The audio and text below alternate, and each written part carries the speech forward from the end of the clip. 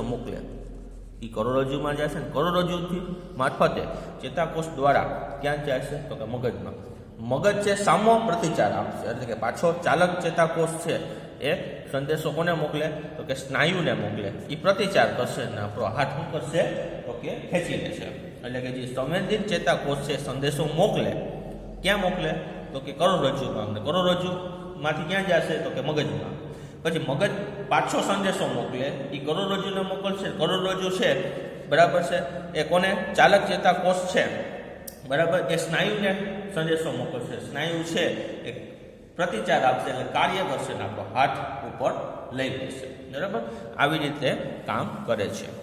હવે આપણે નવો પોઈન્ટ માનવ મગજ, જે આપણું મનુષ્યનું મગજ છે એ શું છે, કઈ રીતે કામ કરે. બરાબર આપણે થોડી ઘણી એની ચર્ચા આપણે કરી લઈએ. શું કહે છે જોઈએ. શું કરોડરજ્જુનું કાર્ય માત્ર પરાવર્તિત ક્રિયા કરવાનું છે? નિશ્ચિત રૂપથી નહીં, કારણ કે આપણે જાણીએ છીએ કે આપણે વિચારશીલ પ્રાણીઓ છીએ, એટલે કે વિચાર કરવાનું કામ કરીએ. કરોડરજ્જુ ચેતાઓની બનેલી હોય છે બરાબર, જે વિચારવા માટે માહિતી આપે છે. આ ક્રિયામાં ચેતાઓની જટિલ રચનાઓ સંકળાયેલી છે, જે મગજમાં આવેલી છે, જે શરીરનું મુખ્ય સંકલન કેન્દ્ર છે. મગજ અને કરોડરજ્જુ મધ્યસ્થ ચેતાતંત્ર બનાવે છે, તે શરીરના બધા ભાગોમાંથી સૂચનાઓ પ્રાપ્ત કરે છે અને તેઓનું સંકલન કરે છે. સંકલન એટલે ભેગું. આપણે આપણી ક્રિયાઓના વિષયમાં પણ વિચારીએ છીએ. લખવું, વાત કરવી, એક ખુરશીને ફેરવવી, કોઈ કાર્યક્રમ સમાપ્ત થતાં તાળી વગાડવી વગેરે પૂર્વ નિર્ધારિત સ્વૈચ્છિક ક્રિયાઓના ઉદાહરણ છે. મગજ સ્નાયુ સુધી સંદેશા મોકલે છે. આ એક એવો માર્ગ છે જેમાં ચેતાતંત્ર સ્નાયુને સંવેદના મોકલે છે. પરિવર્તી ચેતાતંત્રની મદદથી મધ્યસ્થ ચેતાતંત્ર અને શરીરના અંગો વચ્ચે સંપર્ક સ્થાપવો શક્ય બને છે, જેમાં મગજમાંથી નીકળતી મસ્તિષ્ક ચેતાઓ અને કરોડરજ્જુમાંથી નીકળતી કરોડરજ્જુ ચેતાઓ સહાયક બને છે. આ મગજ વિચારો મુજબ કાર્ય કરવા પ્રેરે છે. જુદી જુદી સંવેદના અને તેના પ્રતિચારોના સંકલનની જટિલ ક્રિયાઓમાં મગજના વિવિધ ભાગો સંકળાયેલા હોય છે. મગજમાં આ મુજબના 3 મુખ્ય ભાગો છે કે પ્રદેશો છે, જેના નામ અગ્ર મગજ, મધ્ય મગજ અને પાર્શ્વ મગજ. મગજના 3 ભાગ છે બરાબર, અગ્ર, મધ્ય અને પાર્શ્વ. મગજનો મુખ્ય વિચારવાળો ભાગ અગ્ર મગજ છે બરાબર, જે મેન મગજ છે આપણું બરાબર છે. એ મુખ્ય મગજ કયો છે તો કે અગ્ર મગજ, આગળનો મગજ. તેમાં વિવિધ ગ્રાહી એકમોની સંવેદનાઓ મેળવવા માટેના વિસ્તારો આવેલા છે. અગ્ર મગજના અલગ અલગ વિસ્તારો શ્રવણ, ધ્રાણ, દ્રષ્ટિ વગેરે માટે વિશિષ્ટકરણ પામેલા છે. અગ્ર મગજ સાથે તમારી આંખ, નાક અને કાન, આ 3 અગ્ર મગજ સાથે ડાયરેક્ટલી જોડાયેલા હોય છે. તેમાં સહનિયમનના સ્વતંત્ર ક્ષેત્ર હોય છે, જેમાં સંવેદનાઓનું અર્થઘટન અન્ય ગ્રાહી એકમથી પ્રાપ્ત સૂચનાઓ વડે તેમજ પહેલેથી જ મગજમાં એકત્ર થયેલી માહિતી વડે કરવામાં આવે છે બરાબર. નોર્મલી રીતે કોઈ અવાજ, કોઈ ચિત્ર અથવા કોઈ સ્વાદ છે એ આપણે એકવાર ચાખ્યો હોય તો મગજ છે એ યાદ રાખે બરાબર. જ્યારે કોઈ એ વસ્તુને આપણે બીજી વખત જોશું ને એટલે આપણું મગજ એ કહેશે કે આને આપણે જોયું, તો એ જ અવાજ આપણે બીજી વાર સાંભળશું તો પણ આપણું મગજ કહેશે કે આ આપણે ક્યાંક સાંભળેલું છે. તો આ જે સ્ટોર કરે એ ક્યાં થશે તો કે આપણા અગ્ર મગજમાં આ બધી વસ્તુ થશે બરાબર છે. આપણા મેન કામ આપણું જે અગ્ર મગજ કરે છે, એકત્ર કરે માહિતીને. આ બધા પર આધારિત એક નિર્ણય લઈ શકાય છે કે ક્રિયા અને સૂચનાઓ ચાલક ક્ષેત્ર સુધી કેવી રીતે પહોંચાડી શકાય, જે ઐચ્છિક સ્નાયુની ક્રિયા જેમ કે આપણા પગમાં આવેલી સ્નાયુ પેશી નિયંત્રણ કરે છે બરાબર. ઐચ્છિક ક્રિયા આપણા કંટ્રોલમાં હોય બરાબર છે, એવી ક્રિયાની ઐચ્છિક ક્રિયા કહેવામાં આવે છે. એટલે કે આપણે ચાલવું, ન ચાલવું, બેઠવું, ન બેસવું, બોલવું, ન બોલવું, આ બધાયમાં આપણું નિયંત્રણ હોય. એટલે કે આપણે કે એ પ્રમાણે આપણા અંગો કરે બરાબર. ઐચ્છિક ક્રિયા કહેવામાં આવે. એ સ્નાયુ એ રીતે કામ કરે. જો કે કેટલીક સંવેદનાઓ જોવા કે સંભાળવાથી પણ વધારે જટિલ હોય છે. જેમ કે આપણે કેવી રીતે ખબર પડે કે આપણે યોગ્ય માત્રામાં ભોજન આરોગી ચૂક્યા છે, આપણું પેટ પૂરું ભરેલું છે, આ જાણવા માટે એક ભૂખ સંબંધિત કેન્દ્ર છે કે જેને અગ્ર મગજમાં એક અલગ ભાગ રૂપે હોય છે. આપણે ખોરાક ખાતા હોય તો આપણે ખબર કેમ પડે કે આપણું પેટ ભરાઈ ગયું? આપણે ખાઈ રાખે તો ખબર જ ન પડે કે પેટમાં હવે જગ્યા છે કે નહીં, તો હું બસ હજી ખાઈ રાખશું આપણે નહીં. જ્યારે આપણે ખોરાક ખાશું બરાબર, પેટ ભરાશે એટલે આપણા મગજમાં એ શું જશે તો કે સંદેશો જશે કે ભાઈ આપણું પેટ ભરાઈ ગયું, બસ હવે રહેવા દે ભાઈ. એટલે આપણે ખોરાક ખાવાનું કરી દઈશું, બંધ કરી દઈશું. ભલે ને પછી આપણો મનપસંદ ખોરાક હોય બરાબર, આપણું પેટ ભરાઈ જાય પછી આપણે મનપસંદ ખોરાકને પણ આપણે ખાશું નહીં, એ બંધ થઈ જાય. હવે આ જે ચિત્ર છે એ આપણા મગજનું ચિત્ર છે.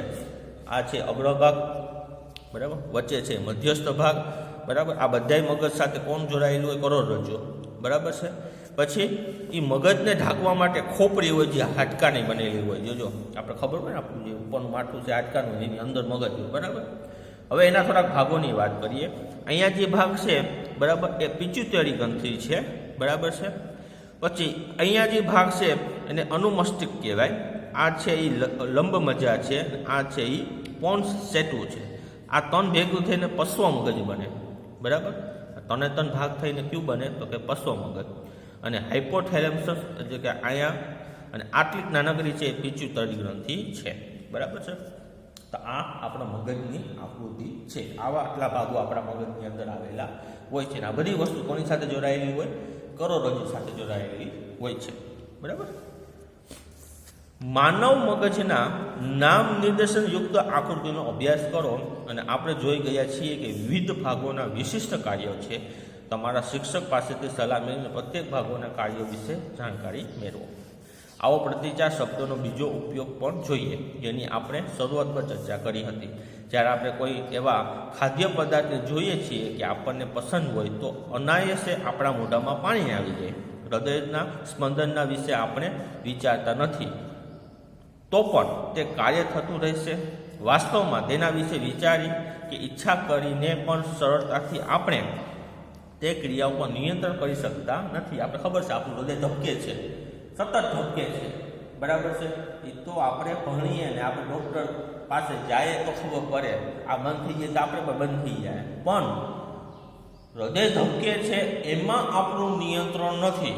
એ તો એનું કામ જ કરે. તમે ગમે એટલી કોશિશ કરો બરાબર છે, તમે એમ કહો કે ભાઈ તું થોડીક વાર આરામ કરી લે, એવું થાય ને? એ કરી લે તો આપણે પણ આરામ થઈ જાય બરાબર. એટલે એવું થતું નથી બરાબર. એમાં આપણું નિયંત્રણ નથી બરાબર.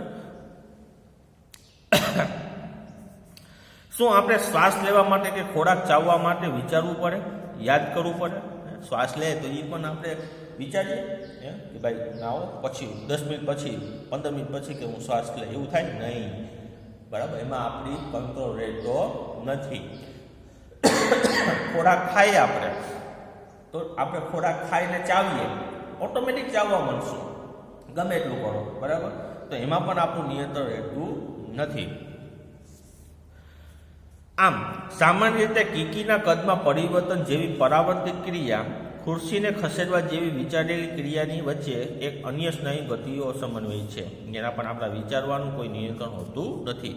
આ અનૈચ્છિક ક્રિયાઓ મધ્ય મગજ અને પાર્શ્વ મગજથી નિયંત્રિત હોય છે બરાબર. જેમાં આપણું ઈચ્છા ન હોય એટલે કે જેમાં આપણું નિયંત્રણ ના હોય, અનૈચ્છિક ક્રિયાઓ જેને કહેવાય આપણે બરાબર. એ કંટ્રોલ કોણ કરે તો મધ્ય મગજ અને પાર્શ્વ મગજ. આ બે ભેગા થઈ આ બધી ક્રિયાઓનું નિયંત્રણ કરે છે. આ બધી અનૈચ્છિક ક્રિયાઓ જેવી કે રુધિરનું દબાણ, લાળ રસનું જણવું, ઉલટી થવી, પાર્શ્વ મગજમાં આવેલ લંબ મજા દ્વારા નિયંત્રણ થાય છે બરાબર. એક સીધી રેખાનું ચાલવું, સાયકલ ચલાવવી, એક પેન્સિલ ઉપાડવી વગેરે જેવી ક્રિયાઓ વિચારી શકાય. આ પશ્વ મગજમાં આવેલ ભાગ અનુમસ્તિષ્ક દ્વારા સંભવિત છે કે જે ઐચ્છિક ક્રિયાઓની ચોકસાઈ અને શરીરની સમસ્થિતિ અને સંતુલન માટે જવાબદાર છે. કલ્પના કરો કે જો આપણે આના વિશે વિચારતા નથી અને આ બધી ઘટનાઓ કામ કરવાનું બંધ કરી દે તો શું થાય? એવું શક્ય બને તો ઉથલ પુથલ થઈ જાય આપણા શરીરમાં. આ પેશીઓ કેવી રીતે રક્ષણ પામે છે? મગજ જેવું નાનું નાજુક અંગ કે જે વિવિધ ક્રિયાઓ માટે ખૂબ જરૂરી છે તેનું સાવચેતીપૂર્વક રક્ષણ પણ થવું જોઈએ. તેના માટે શરીરનું આયોજન એ પ્રકારનું છે કે મગજ એ અસ્થિઓની બનેલી પેટીમાં આવેલું છે બરાબર. જે મગજની આપણું જે ખોપરી છે એ કોનું છે? અસ્થિનું બનેલું છે. આ મસ્તક પેટીની અંદર પ્રવાહીયુક્ત ફુગાની અંદર મગજ હોય છે, જે આંચકા સામે રક્ષણ આપે છે. બરાબર. આપણું જે મગજ હોય ને એની ફરતે એક પ્રવાહીયુક્ત ફુગો હોય. બરાબર. જ્યારે આપણે આંચકો લાગે તો એને ધક્કો ન લાગે, એની સામે રક્ષણ આપે. જો તમે તમારો હાથ કમરની મધ્યમાંથી નીચે લઈ જાઓ તો તમે એક સખત ઉપશેલી સ્નાયુઓનો અનુભવ કરશો. આને કરોડરજ્જુ કે પૃષ્ઠવંશ કહે, જે કરોડરજ્જુનું રક્ષણ કરે છે. બરાબર. કરોડસ્તંભ જે હાડકાનું હોય એ હાડકું જે હોય આખા એની અંદર કરોડરજ્જુ હોય. બરાબર. પાછળ પીઠમાં જે તમે જો, બરાબર છે, કે કાંટા જેવો ભાગ હોય સીધે સીધો, બરાબર છે, એ કરોડસ્તંભ છે ને એની અંદર શું આવેલું હોય? તો કરોડરજ્જુ આવેલી હોય. બરાબર. એનું રક્ષણ કોણ કરે? કરોડસ્તંભ કરે.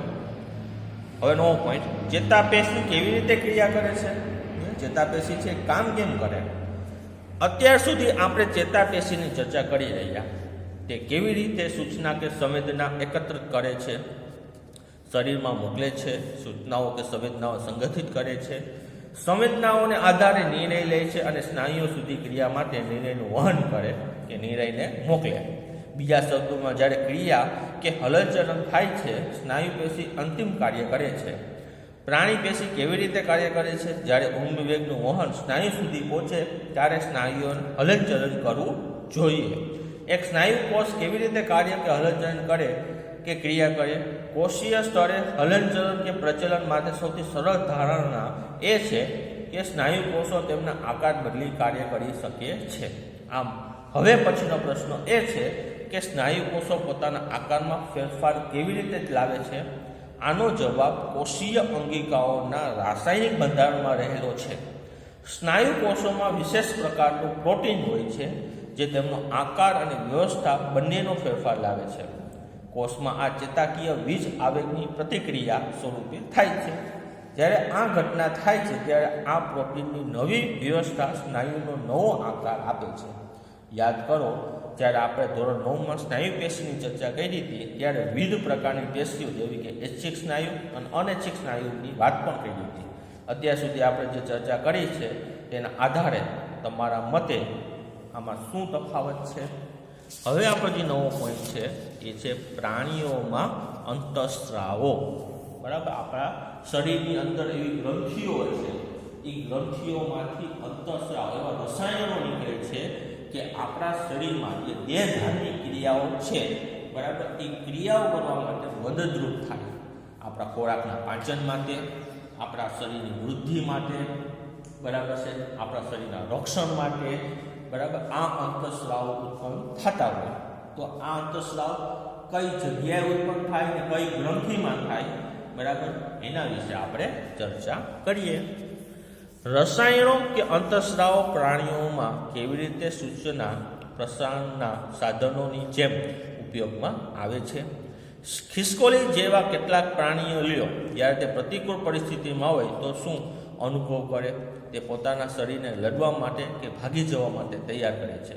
બંને ખૂબ જટિલ ક્રિયાઓ છે જેને નિયંત્રણ કરવા માટે ખૂબ જ ઉર્જાની જરૂરિયાત હોય છે.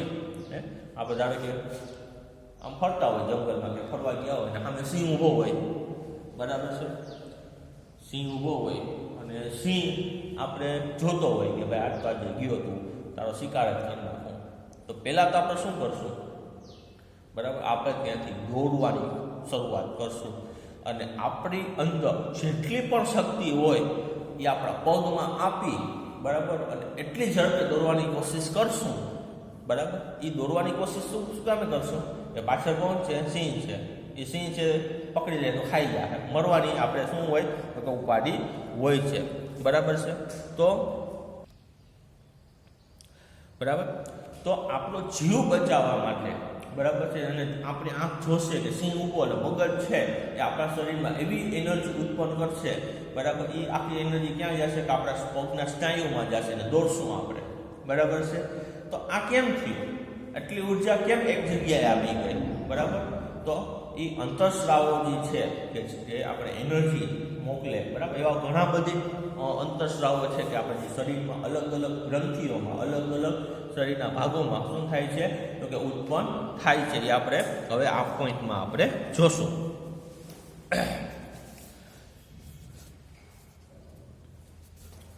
અનેક પ્રકારની વિવિધ પેશીઓનો ઉપયોગ થાય અને તેમની એકત્રીકરણ પામેલી ક્રિયાઓ ભેગી થઈને તે કાર્ય કરે છે.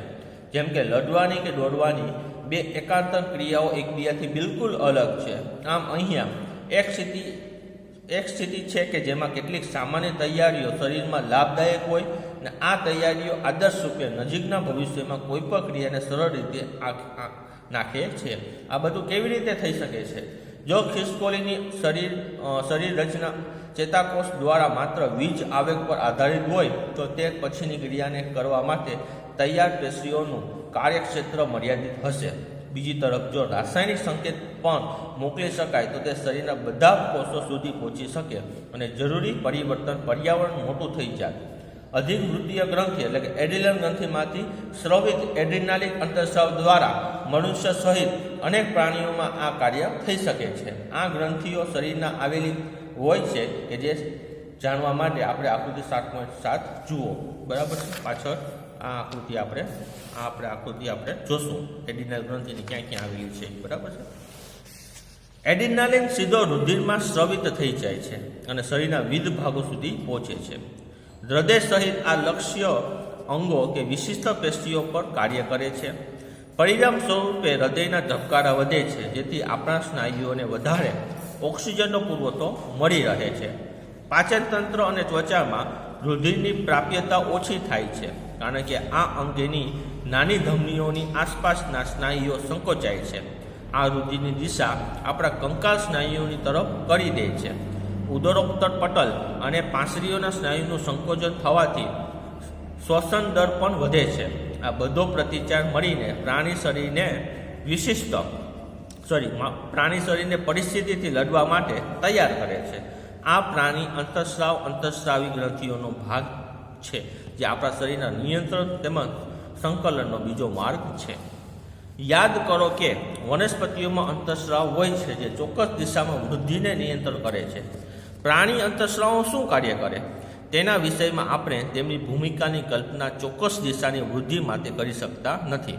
આપણને કોઈ પ્રાણીને પ્રકાશ કે ગુરુત્વ પર આધારિત કોઈ એક દિશામાં વધારે વૃદ્ધિ કરે તેવું ક્યારેય દેખાતું નથી. પરંતુ જો આપણે તેના વિશે વધારે ચિંતિત કરીએ તો આ સાચું હશે કે પ્રાણી શરીર પણ સાવચેતીપૂર્વક નિયંત્રણ સ્થાનો પર વૃદ્ધિ કરે છે. ઉદાહરણ તરીકે વનસ્પતિના શરીર પર અનેક સ્થાનો પર પર્ણો ઉગે છે, પરંતુ આપણે આપણા ચહેરા પર આંગળીઓની ઉગાડી શકતા નથી. આપણા શરીરની રચના બાળકોની વૃદ્ધિના સમયે પણ સાવચેતીપૂર્વક જાળવણી કરે છે. બરાબર. પહેલાં થોડીક આપણે આકૃતિ જોઈ જાય. આ પુરુષની છે અને આ સ્ત્રીની છે. બરાબર. આકૃતિ. હવે પુરુષમાં કઈ ગ્રંથિ હોય અને સ્ત્રીમાં કઈ ગ્રંથિ હોય એ આપણે જોઈએ. બરાબર. નોર્મલી પહેલાં ખોપડીની વાત કરીએ આપણે, તો ખોપડીમાં હાઇપોથેલેમસ બંનેમાં હોય, પિનિયલ ગ્રંથિ એ પણ બંનેમાં હોય અને પિચ્યુટરી ગ્રંથિ પણ બેમાં હોય. પછી થોડુંક નીચે આપીએ. પેરાથાઇરોઇડ ગ્રંથિ, બરાબર, એ પણ એમાં હોય. થાઇમસ પણ બંનેમાં હોય, થાઇરોઇડ ગ્રંથિ પણ બંનેમાં હોય. પછી સ્વાદુપિંડ, બરાબર, સ્વાદુપિંડ પણ અહીંયા બંનેમાં હોય છે. એડ્રિનલ ગ્રંથિ પણ હોય છે. પણ છેલ્લે પુરુષમાં શુક્રપિંડ હોય અને સ્ત્રીમાં અંડપિંડ હોય. આ એક ફેરફાર છે. બાકી બધાય ગ્રંથિઓ પુરુષમાં અને સ્ત્રીમાં સરખી ગ્રંથિઓ આવેલી હોય છે. બરાબર. હવે આપણે ચર્ચા કરીએ. સંકલિત વૃદ્ધિમાં અંતઃસ્રાવ કેવી રીતે મદદ કરે છે તે સમજવા આવો કેટલાક ઉદાહરણ ચકાસીએ. મીઠાના પેકેટ પર આપણે બધાએ જોયું હશે કે આયોડિનયુક્ત મીઠું અને આયોડિનથી સંવર્ધિત આપણે આહારમાં આયોડિનયુક્ત મીઠું લેવું કેમ જરૂરી છે? થાઇરોઇડ ગ્રંથિનો થાઇરોક્સિન અંતઃસ્રાવ બનાવવા માટે આયોડિન જરૂરી છે. જો થાઇરોઇડ ગ્રંથિમાંથી કયો અંતઃસ્રાવ નીકળે? થાઇરોક્સિન અંતઃસ્રાવ નીકળે. એ ઉત્પન્ન કરવા માટે, એટલે કે સારી રીતે કામ કરવા માટે કોણ જરૂરી છે? આયોડિન જરૂરી છે. તો મીઠામાં આયોડિન રહેલું છે, એટલે આયોડિનયુક્ત મીઠું ખાવાનું આપણને સલાહ આપે છે. થાઇરોક્સિન કાર્બોદિત, પ્રોટીન અને ચરબીના ચયાપચયનું આપણા શરીરમાં નિયંત્રણ કરે છે, જેથી વૃદ્ધિ માટે ઉત્કૃષ્ટ સંતુલન કરાવી શકે છે. વિચાર કરો, બરાબર, થાઇરોઇડ ગ્રંથિ હોય એમાં કહેવાય ને જે આપણે થાઇરોક્સિન અંતઃસ્રાવ જે ઉત્પન્ન થતું હોય, તો એ આપણા શરીરમાં તે શું કામે જરૂરી છે? તો કે થાઇરોક્સિન જે અંતઃસ્રાવ છે એ કાર્બોદિત, પ્રોટીન અને ચરબીનું ચયાપચયનું નિયંત્રણ કરે, બરાબર છે, આપણા શરીરમાં, એટલે કે એનું પાચન કરે આપણા શરીરમાં, તે ખૂબ જરૂરી. જો થાઇરોક્સિન અંતઃસ્રાવ ઓછું ઉત્પન્ન થાય તો જે ખોરાક આપણે ખાઈએ પણ એ ખોરાકમાંથી પ્રોટીન, કાર્બોદિત ને જે ચરબી હોવા જોઈએ, જે આપણા શરીરમાં આવવા જોઈએ, એ એટલા આવશે નહીં, બરાબર છે, પાચન નહીં થાય આપણા શરીરમાં, એટલે એ આપણે મળશે નહીં. એટલે આપણે આયોડિન વાળું મીઠું ખાવાની સલાહ આપે છે. થાઇરોક્સિનના સંશ્લેષણ માટે આયોડિન અનિવાર્ય છે. જો આપણા આહારમાં આયોડિનની ઉણપ છે તો એ સંભાવના છે કે આપણે ગોઈટરથી ગ્રસ્ત હોઈએ.